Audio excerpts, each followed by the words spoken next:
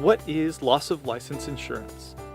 Loss of license insurance is income protection for professional pilots.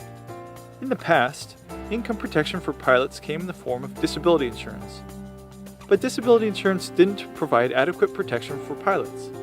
As a result, insurance companies have developed loss of license coverage.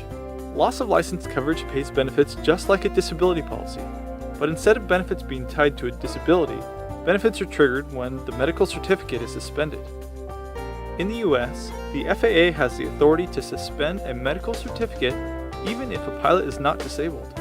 When income depends on a pilot holding a medical certificate, it is critical that income protection benefits pay based on the suspension of a medical certificate, not a disablement.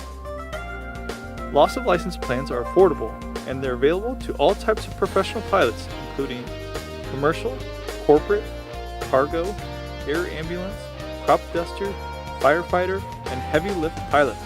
To receive a quote or for more information about loss of license, please contact our office today.